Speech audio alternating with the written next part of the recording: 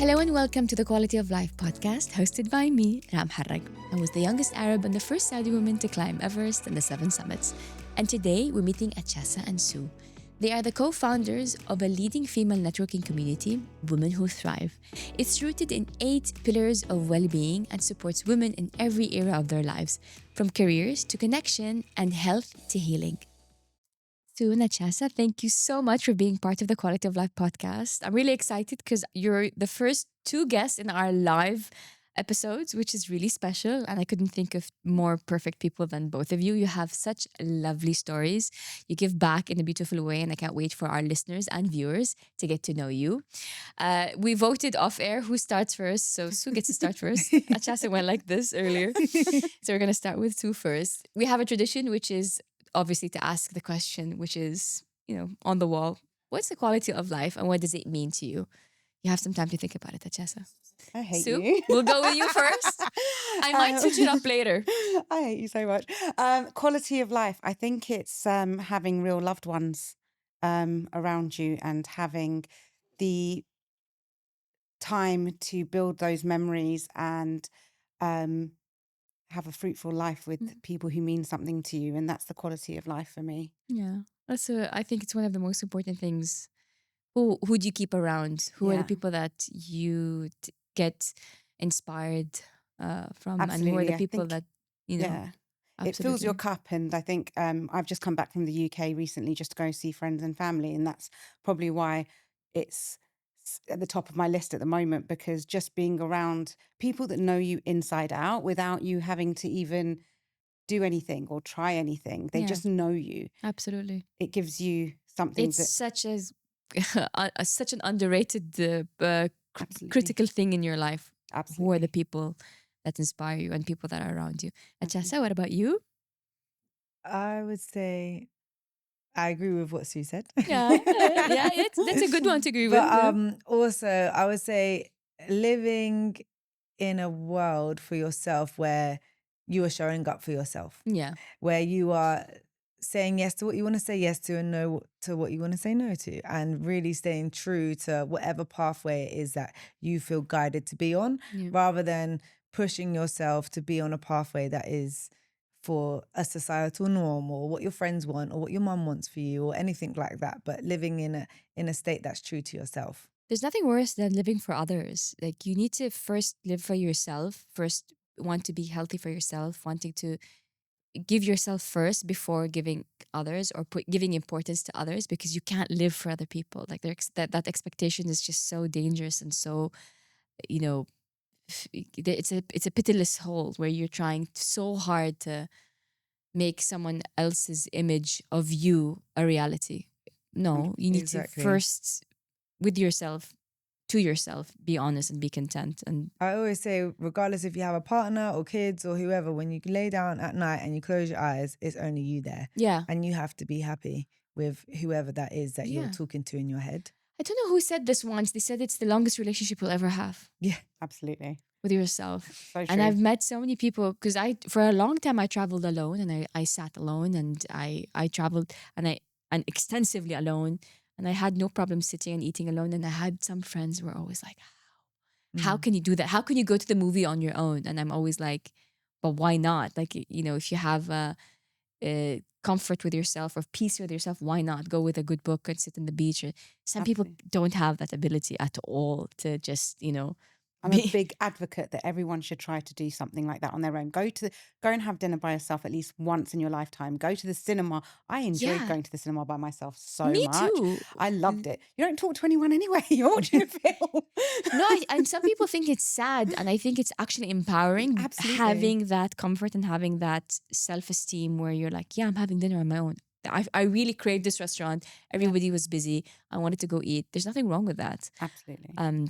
I mentioned books. It's a very big part of my daily me time. I love books, and I'm trying to compile a list. Honestly, I was telling previous guest, I think I'll have a long time finishing this list, because every guest that comes gives me an even better book.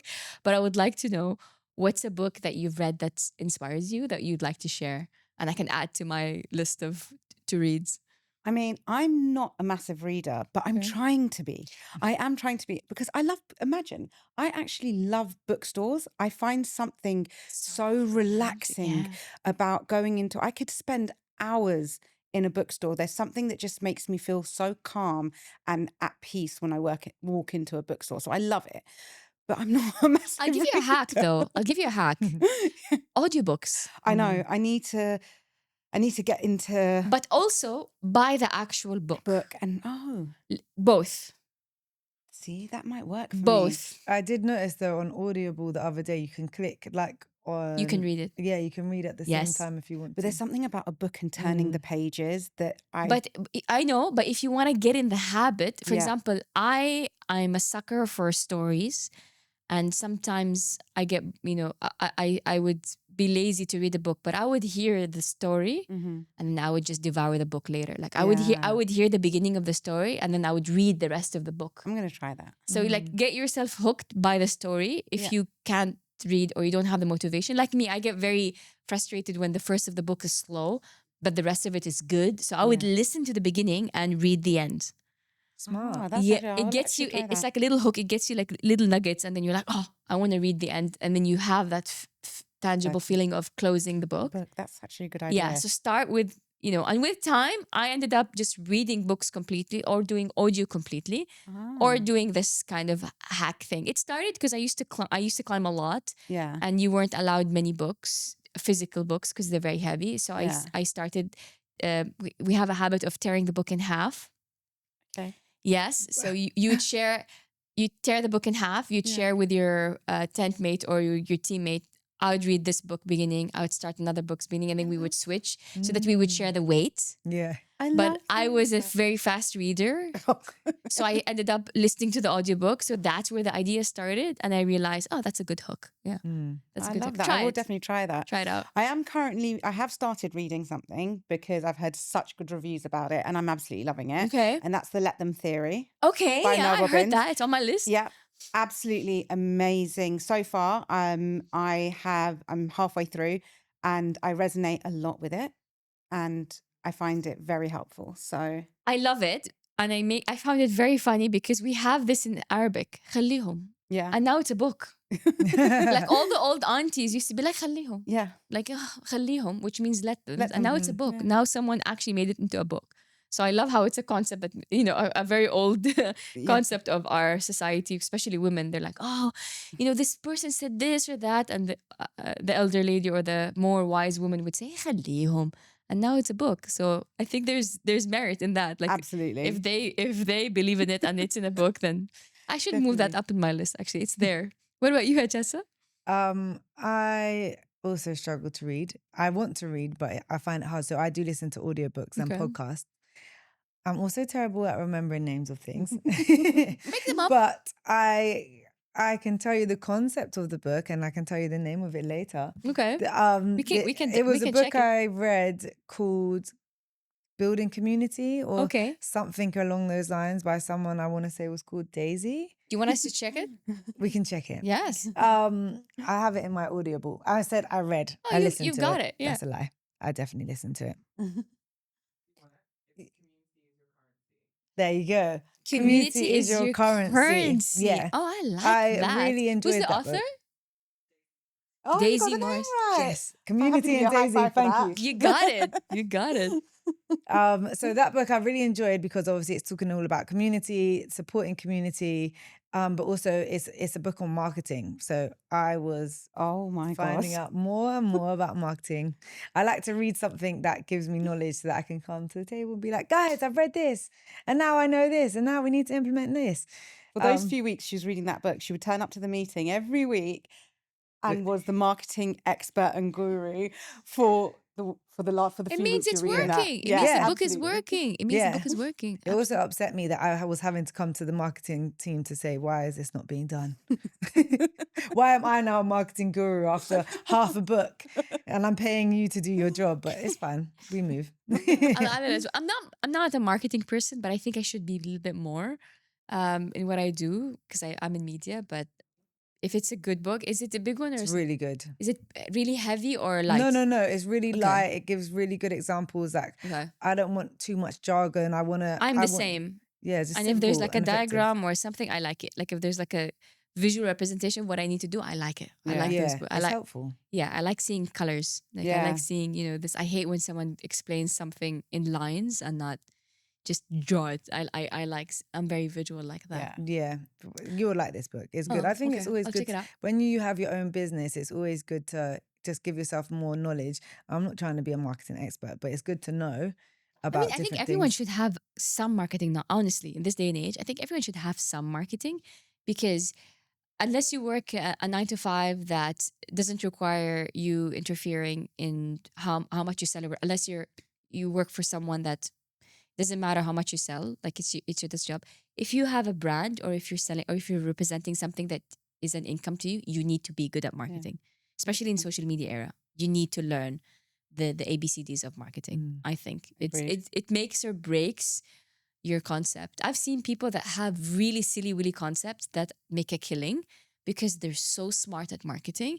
And I've seen people who have brilliant concepts that flop just because they don't know how to package and market themselves. Yeah, absolutely. And it's especially this day and age. Yeah. You really need to know your market. You really need to know who you're selling to. You need to know how, and the The language. how is probably the Like the biggest. language. Yeah. Yeah, and how you can package yourself well because a good concept is no longer, Yeah. it's no Enough. longer, no. It's not enough. It's so competitive and so It's crazy. fast. Yeah. And someone else can do it cheaper, faster, and sell it easier, right? Absolutely. Yeah. Speaking of industries and what you do, I would love to know more about you through your day. So I'll go back to Sue and then go back to Chelsea. She was voted first. Can you take us through your day to day? How is your day like? If someone's getting to know you through your day, can you share us the journey of your day? No day is the same. And it's really weird because I like to be control of things, but I don't seem as like I'm very good at controlling and planning. So my background comes from being an executive assistant. So Okay. I'm very good at organizing and planning for everyone else. Myself, oh my God, I have no clue what I'm doing. I'm always late, which is really bad. I'm trying to get better. But I think a normal day, so I live with my mum. I've recently, well, it's not recent anymore. It's been over a year. I recently moved over here. Okay. So my day consists of getting up, walking the dog, making sure my mum is okay, trying to get to the gym. I am trying to be on a fitness journey now. It's never been a big thing for me. But since turning 40, I've kind of concentrated a bit more on my health and wanting to get healthy and staying healthy and feeling as young as I look, I suppose. Absolutely. Which is Why not? And I would like you to talk a little bit more about that. Like Yeah. you I think mostly ladies feel that way after the big four or whatever. You think that it's too late, or I hate that mentality. It's never too late. It can be the beginning of your health journey. Then it's never too it's late. never too late, No, especially at when all. it comes to health. It's never too late. You don't know what change you would make now that would help and improve your lifestyle in 10 years. Exactly. So you never know. Well, and it's not just a number. Everyone's age speed is different. So just because your specific age doesn't mean that you should give up or I'm done, or Absolutely it's so not. empowering that you mentioned that you Thank you. decided at 40 to be like, no, I want to be more healthy. Yeah. Absolutely. I don't think there's ever a time that anything's too late. No. I started a business just before I turned 40. I'm still learning at the age of 42. Like we're 4 years into it, but some people are like, oh, it's too late. I can't do this. I can't do that. Health wise, absolutely not. Okay. There's this whole stigma. Okay, after 40, it's a bit more difficult to lose weight. I'm not a spring chicken, no, but I am losing weight. So if like in the last 3 months, 4 months, I've been doing what I need to do, and I've just hit, I think, 2 stone loss. Amazing. Yay. Thank you. That deserves an Thank you. applause. Deserving. So I'm proof that, you can do it. If anything in this world, anything in this life, like if you put your mind to it and you want it and you put the time into it, it will happen. It might take a bit longer, yes, granted, but it will happen. So stay consistent. Just keep trying it. If you want to launch that business and you've been thinking about it and you're 50, I don't care. do it. It might take a bit longer, but it's not too late. It's the only person who is saying it's too late is you, because no one else matters in this scenario. It's you against you, you know? And I think it comes from our habit of comparing. Yeah. Someone I read somewhere, or someone's told me once, comparison is the death of joy. And I think it's so true, because you see other people in your age bracket that are in a different trajectory than you, and you're like, oh, I'm late, or oh my God. Like, you look at other people, because it's natural and normal for us to look and see and compare. Like, it's human nature. Yeah. But it's to our detriment that we use that as a benchmark for ourselves. Absolutely. Maybe the person that had kids early found their career late. Maybe someone who found the career early had the kids late.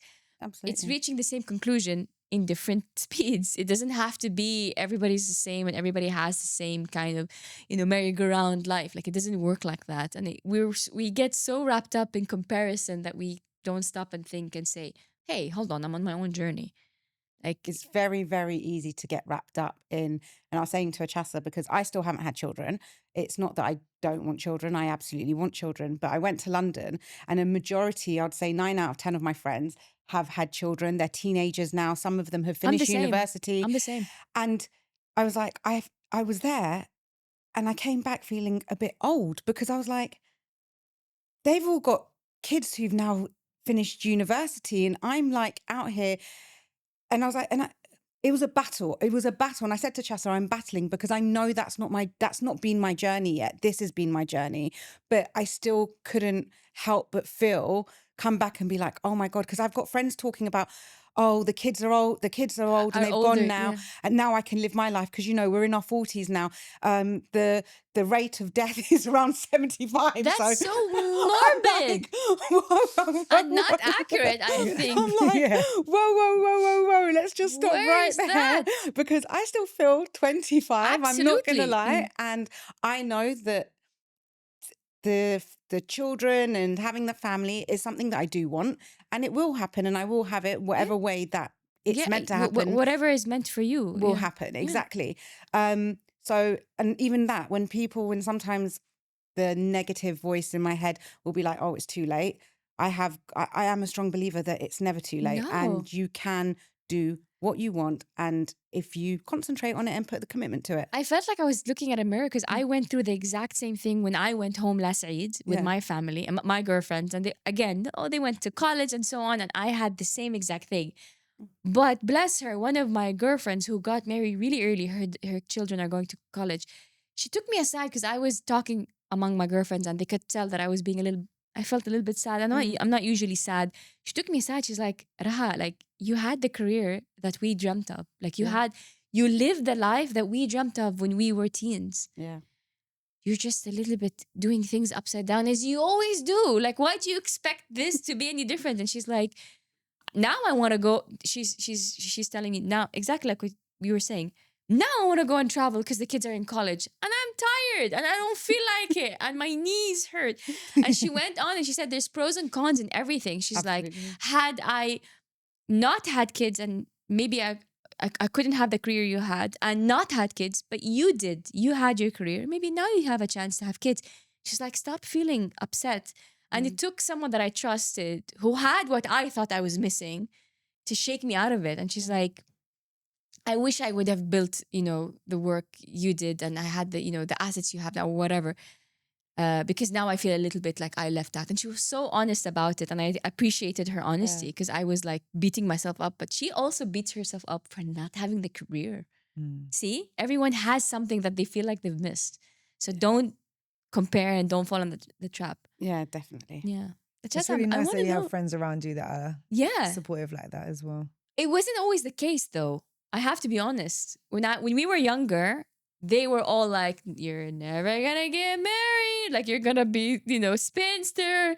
What you're doing is I swear, they're like, it's too much, you're public. It wasn't always like that, right? Like, it wasn't always positive. I even had an intervention once when my girlfriends were like, Raha, what's going on? We need to talk to you, you're not getting suitors because, and they gave a whole list of things that were super superficial, and I even got upset with them. But we're sisters, like, we grew past that. But 10 years later, she's patting me on the back for the journey I did because she also grew and realized I was too judgy. She Yeah. judged me in the beginning. She's like, I judged you because I was married and I had kids and I thought what you were doing was wrong. But I realized now, a decade later, no one's right and no one's wrong. It took a while. Took a Yeah. while. It wasn't a given. Back to that question because you're not getting out of it, Achasa. Achasa's like, did she forget the question? No, I didn't. Besides the prompter, I have a good memory. Same question to you. Can you please take us through your day and let our listeners get to know you more? In the morning, I'm gonna say my usual day, Okay. not today. Forget today. Yeah, today. Usually, I will get up. I'm normally in the gym. I go to like a group PT class at 6:45 every morning. Then I'll shower there. Then I go to meet Sue at the bureau. So like our day, like Sue said, she likes to have like control to a certain degree over certain things. So we know. But I like to be free. I want to be You free balance as each other well. You balance each yeah, other. we do, because I like to be free as a bird. So I know Mondays, Wednesdays, Fridays, I go to the gym, I get ready at the gym, I go to the bureau. Me and Sue meet at the first half of the day and go through everything we need to go through. In the second half of the day, we leave open for meetings in person or like site visits and stuff like that. Then on Tuesdays, I do my own podcast with a friend of mine, Giovanni, Steps I Took. So Tuesdays is usually my recording day. So I go gym, then I go straight to Helm where we record. That's my day. And Thursdays is my day of freedom where I will probably go to the gym and then I probably have to like tie up loose ends, just finish things on my to-do list and stuff like that. But it's my day where I can be free as a bird. You're mentioning your day of freedom. Is that how you unwind? Because that's my next question. Like, what do you do if you're overwhelmed? Same to you, so I'm gonna get back to you. What do you do when you're overwhelmed? Is that your day, your go-to like grounding? That's not my that's more so like my go-to day to like just know that I have freedom of if I want to go somewhere different or do something that is outside of what I usually do. It's Okay. my day that I can plan something for that day. But in terms of trying to unwind or ground myself when I'm feeling stressed, I like to just go for a walk or just sometimes I watch just TV. Sometimes I need to watch mind-numbing TV. I think that's an okay one. I think there's a stigma towards that because people think, TV's. I don't know. People are judgy, but I get days where I'm just like I'm gonna binge a show. Yeah. I get days where sitting on the couch, literally eating potatoes and just be like, I'm watching a show that I wanted to watch. And that makes me feel good. Yeah, because sometimes I need to just be taken out of my reality for that moment in time and just relax. Even my birthday this year, I sat at home and I watched, what did I watch? Some kind of game show thing, basically. I can't remember what it was called. Okay. Beast Games. It was Okay. Beast Games. I said, on my birthday, I just want to relax. I just want to be at home and not answer anyone's questions and not answer the calls and Just all the messages. you be a I bit just want to selfish. watch You, Beast, yeah. Beast Games Yeah. unapologetically. And it Okay. was fabulous. And or like sometimes me and Sue would go to like a beach club. That's nice. But also I don't like the loud music if I'm trying to unwind. But I like to lay in the sun. My thing is travel. I love travel if I can, but of course it's not always something I can do. But me it's the beach, walking. I like being in the beach. I like the feeling of being the smell, the sand. I like it. I just I don't know because I grew up on the beach, but that's kind of my battery charger filler. Absolutely. What about you, Sue? What's your thing? It depends. I've got a few things. So obviously, like Achasa said, beach clubs are one of my things to just be able to close everything, shut everything off. And like if we go to a beach club, a nice quiet one and chill, I love that. I love mountaintops, and I'm not talking about literal mountaintops, but my thing of being high up. Going by a car, maybe not climbing. But even if it's like a higher, going to the top of a building or... You like heights. I like views. I like looking. I like being up and just being and looking. That's kind of like my thing. And I live kind of high up. So if it's me going to sit in my balcony and just taking in the view or going to the top of somewhere of a rooftop, like that for me is everything. Yeah. And then recently, well, as of this year, I've kind of like put things in place to kind of fill my cup and do me. And that's going for a blow dry once every 2-3 weeks and getting my hair done, going and getting a face massage done, because my phone is nonstop. So these allow me to put the phone aside and just have a moment. And So it just depends how overwhelmed I am and what it is.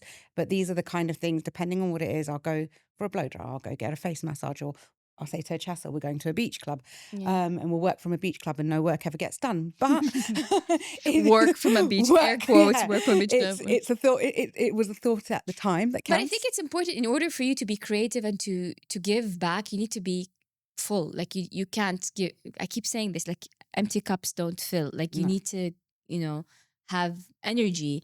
And what you do is very energy, like it's similar to what I do because of media and speaking with people. It takes a lot of energy to talk to people, and that's what I want to speak to before we go on the break. You mentioned the bureau. Can you just mention that? What it is, what does it entail? Because I think it's very cool. The Bureau is a really beautiful co-working space. It's female orientated, so like things like having female products in the bathroom, fantastic. Very supportive environment. Men are obviously welcome to come as well, but it's a really, really wholesome environment to come and work and meet other people. So we actually host a co-working Wednesdays there for women within the Women Who Thrive community who work from home or work alone or entrepreneurs or whatever it might be, so that we can all sit together and work together. And every time, let's say more than 2-3 women attend, collaborations are sparked. That's so And nice. It's amazing. when you walk around, you're meeting different people all the time. You overhear a conversation and you're like, oh, I just heard you speaking about X. I think I could help you with Y, or vice versa. So it's a really, really wholesome environment to cultivate really good working relationships and support one another. And the two That's women beautiful. that have brought it to life have really done a good job, and they've just opened their second one in downtown, which is also another really beautiful Can you mention the space. locations for those listening? Yeah, if there's they're one interested? in Golden Diamond Park and there's one in downtown. So you can literally come and work for the day at a hot desk. You can rent a desk space. You can rent an office space. It's a really nice environment. I to love it come. because besides helping people, I love these initiatives because they break stigma Yeah. about women not supporting women. Like they break this belief. But I believe where this comes from is when women are pit against each other because there aren't enough opportunities. Then it becomes very competitive and very, ugly and very whatever. But when there is good opportunities and when there is space for women to throw on to grow and to thrive, it's actually very positive and very helpful, and women want to help each other. I've noticed this because in sports this happens a lot. So I've noticed that especially in my world, I played volleyball. I still do, but I played for a national team. I've noticed when it's on the international level, women are very supportive and very helping. International level, which is really competitive, but when it was on regional levels, when there aren't many teams and aren't many girls, it gets a little bit complicated because there aren't many opportunities, because there aren't many chances for you to get there. So it becomes very, very negative.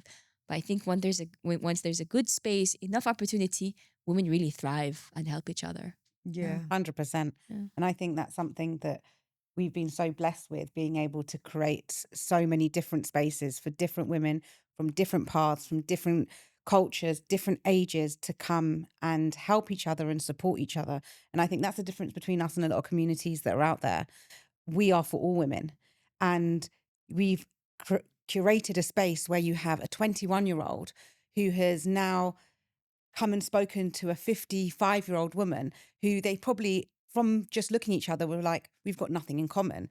But after being at an event, have spoken and been like, oh, I can actually learn something from this Yeah. person both ways. And then you see all the kind of stigma behind anything that could have been competitive, or the fact that you just thought that this person couldn't help you or be any kind of support to you, that Or goes out the relate, window. or relate, yeah. or relate, just on a simple level of being a Abs- relatable person. Like, And you come and you see that they're supporting each other in a most amazing way. yeah. And everything else kind of just gets washed away. And all those thoughts of not being competitive or not having the ability to support or resonate with one another just goes, and it flourishes into something absolutely beautiful. And I'm absolutely. glad that we get to see that we do every single day. Every day. Yeah. Yeah. Very cool initiative. Yeah, you. it's really nice. And just to piggyback off what Sue's saying, the kind of environment that we have created is where we have the ethos that you come to give, whether that is giving a shoulder to cry on or some advice on the best coffee shop or co-working space, or help with where to get a license, or whatever that giving supportive thing would be. Because if everyone is giving, it's inevitable at some point you're going to receive something. It's really nice to see everyone actually following through with that. And now we've built the Thrivers Manifesto. Yeah. So with the Thrivers Manifesto, They what? the Thrivers Manifesto. Thrivers Manifesto. Yeah. So as they sign up to our app coming up soon, they would have to agree to our Thrivers Manifesto, which basically talks about cultivating healthy relationships, supporting one another, and saying, yes, I'm here to abide by this Thrivers Manifesto. I want to be here. I want to support others. I want to contribute to this community. Amazing. Yeah. When is it out, the app, or not yet? Not yet. Not yet. Stay tuned. It's in testing. Thrivers Manifesto. It's being tested. It's on Inshallah. testing. It's in the pipeline. Coming in the Inshallah. next month or two. We talked about the good, but obviously in every journey there's the bad. So I would like to know, I'm going to start with you, Achasah, this time. Come on, you have to give her a break. What do you think is the biggest challenge you've faced? And maybe you can cover what's the best advice you'd give. Okay. The biggest challenge we faced. We always used to say this is a hard question for us to answer. I would say there's multiple things. One of the biggest challenges, which I'm realizing is it a challenge or not, is the fact that we've never had a business plan. Shh. We don't say it out loud. Well, Why not? Maybe it will help people. Like I was watching a podcast yesterday. Again, I don't remember the man's name, but he is a serial entrepreneur and very successful. And he said some of the best entrepreneurs are the ones that do not have a business plan. Oh, that's us. Yes, tell everyone. Yeah, exactly. And he was saying that actually the people that have got this really good, meticulous business plan are not normally very good entrepreneurs. So it's interesting because when we first started, there wasn't really many communities about. Yeah. And we were just doing something that we felt was really nice and a passion project. But as we're growing and we've invested a lot of our own money, our own time and our own energy, we've been like, we probably need some kind of a business plan. But sometimes I think when it's something new in a new market, there's no business plan. Like it's very hard to kind of, coin it. It's And it wasn't looked at as a business either. So it wouldn't have been a thought to be like, let's make a business plan out of this. Maybe that's why it's successful. Maybe that's why it's going forward, because it's fueled by a passion, and then secondary, it became a business. You know what I mean? Because sometimes if you're just focused on business, then it becomes too businessy. I don't know how to say this. Sometimes especially when it's communities and stuff, when it's obviously that it's too much of a business thing, people don't like it. Absolutely. And then they kind of smell it, that it's a business gimmick. But when it's the opposite, then it grows because people feel. So it's really funny. It's like, don't look at it, it will grow, Yeah. Am I making sense, or am I You am I are having a seizure? 100%, because sometimes when things are getting too businessy, let's say people People lose don't the like it. genuinity, is that a Yeah. word? It is now. The genuine side of things. Genuine. Yeah, people lose the genuine side because they're too focused on the business. And I would say that has been a bit of a challenge to bring in the business side, but not keeping the genuinity. But it's not just all being authentic. It's because people sometimes are being authentic and just caring about making money. Do you know what I mean? When I'm saying genuine, It can work. It can. But I'm yeah, just saying, when I'm saying genuine, I mean more of the ethos that we've built, the giving, the supportive and the drive. environment. What's driving it? So, and for us, what's driving it is that it's working. Yeah. But I would say the challenge is bringing in a business mindset to somewhere where we've created something which is just filled with love, and some things that we have to bring into place, although we're not taking away from the love, the support, the care, change the structure a little bit, which it can feel a bit uncomfortable. And what's the advice you would give to someone who doesn't necessarily have a plan, a business plan? I think it's something we spoke about earlier, and I think it's the theme. Just do it. Yeah. Be like Nike. Just do it. Just do it. Start. Just start. Yeah. No one. Look, this life. There's so many people who are going to stand there and tell you what's right, what's wrong, because it didn't work for them. But who's to say this whatever it is meant to be their journey? Maybe it's meant to be your journey. Maybe your voice is louder. Maybe you have a passion about that particular thing that grows from somewhere else that person doesn't have. It doesn't matter if someone has tried it and failed at it. It doesn't matter if it's not been done before. It doesn't matter if it's been done and it's been successful, and you feel like maybe you've got imposter syndrome or that you're copycatting someone. It doesn't matter. There's space and room for everyone. I think anything that's done well, that has a need, a market, can be a business. Like anything that's done right. But again, that's where the magic is. Absolutely. What do you think? I'll go back to you, Achasah, and then I have another question for you, Sue. What do you think is the biggest misconception in what you do in the industry or in what you're doing? What, for women who thrive specifically, or just in general misconception about? Let's say I would say the misconception between community and audience. A lot of people who think that they're building community when actually they have an audience that is just watching what they do rather than actually fully immersed in what they do. there's a difference between having eyeballs on you, on your account or what you do, and purchasing power. Like there's a big difference between people who just scroll and people who want to be part of it. I would even say the purchasing power, that's still a bit, it's still different to community. I'd still say that's a misconception, because the community is something like Women Who Thrive. What we've built is everyone is giving and supporting each other with or without us now. We can literally not even introduce an event. Everyone comes in. If they haven't met someone, they go over and they speak to them and they introduce themselves and they cultivate new relationships by themselves. This is a community. This is a environment where women are coming together and helping each other and supporting each other with or without me and Sue now.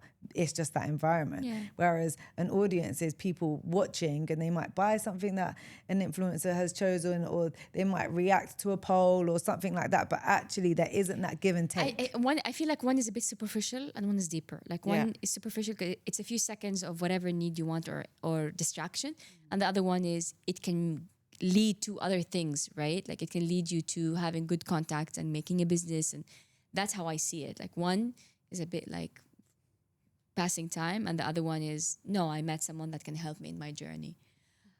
Speaking of your community, and I think it's amazing what you do, what does it take to build a community? What's the magic sauce? What does it take to actually build a community?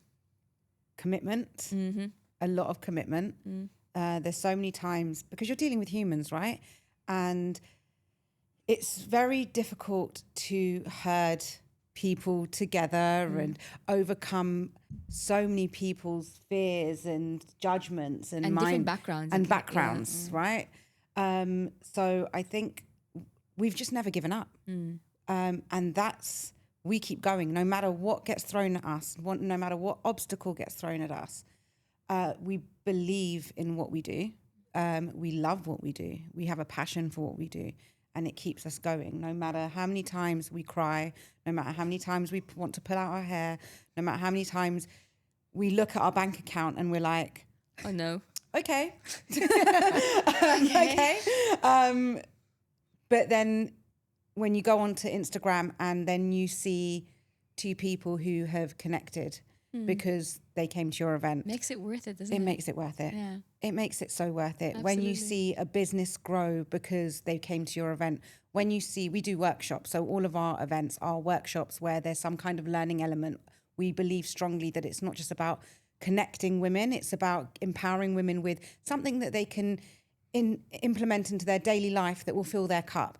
So when you see someone taking that advice and doing something that changes them or helps them, it's just worth it. Yeah. And so the consistency and the commitment of showing up every single day is so important in what we do. Because if we don't turn up and if we don't show up, regardless, if we're having a bad day, we show up and we tell people we're having a bad day. Like, it's known. If we want to come to our event in a tracksuit because that's how we feel that day or whatever it may be, we no matter what, we will still show up and we will share how we feel. And I think that's important, because as long as we can show up and show everyone within the community that it's okay that you're having a bad day, it's okay that you are going through what you're going through, it's okay that you're happy, whatever it is, as long as you show up, that's the main thing, and they'll continue to show up. I love that. You can tell that you're very passionate about it. Before I go to the final segment, can you please let people know how to find you, the Bureau, how, What are the special days? So that I'm sure listeners like myself would like to know more. So you can come and see us and meet us on Wednesdays. We're always at the Bureau, co-working Wednesdays. What time? All day. All day. All day on Yesterday Wednesday. we left there at 7:30 p.m. I think. Yeah. Okay. Or 8. We left And there the late last location? time. Golden Diamond Park. Golden Diamond Park. But come and follow us on Women Who Thrive on Instagram. If you're LinkedIn, if you're on LinkedIn, then come and visit us on LinkedIn. It's Women Who Thrive Dubai. If you want to see us talking, we do a Instagram live every Wednesday at 8 p.m. So when you are maybe taking a jog, walking, cooking your dinner, getting ready for bed, and you just want to get involved in some women conversation, we talk about everything and anything, and it's a chance for you to get involved in the conversation as well. Join us on Instagram live every Wednesday night. Wednesday night, 8 p.m. Awesome. I think what you're doing is so beautiful, and you're giving back in a way that I think is very needed, and I can tell how passionate you are. So thank you so much for your time. I admire women like you because it's one thing for you to do a business, but when you do a business that makes other women empowered, it's very special. So continue the journey, and I hope to visit one day. Unfortunately, Wednesday is my day of I play volleyball on Wednesday, but maybe I can come early in the day to pass by and just say hello because I want to be part of it because I think it's magical. I think what you're doing is awesome. Thank you. Are you ready for the fun part of the interview? I mean, hopefully all of it was fun. Yes, but it has been very fun. Thank you for having I'm us. going to run through bullet questions. You answer together because I don't want Okay. you to be affected by each other. So when I finish the question, answer in the same time. Okay. Oh, Because God. I know how it goes. When I have two guests, I know how it goes, and people get inspired. And then try not to think too much, but enjoy, and don't take it too serious. Don't overthink it. Don't I know, overthink you have it. to tell me that, don't you? Ready? So I do overthink it. Okay. If you were a fruit, what would you be? Mango. Banana. Mango, banana. Okay. I like that. Mountains or beaches? Mountains. Okay. Early bird or night owl? Early bird. A word that defines you. Courageous. Ooh, kind. Love it. What's your biggest fear? Dying. Okay. Ice baths. Like completely Completely opposite. different. Introvert or extrovert? Introvert. Extrovert. That's why you balance each other really well. What's your mantra? Just try. Just keep do it. trying. In your case, Just do it. I was trying to think don't- of something different, but no, just Brands, do it. please don't come after us. We don't mean it that way. We're just, I love that brand, so. we don't mean it that way. I'm in contract with another brand, so I can't mention them at all. Cat. What's your superpower? Caring. Talking.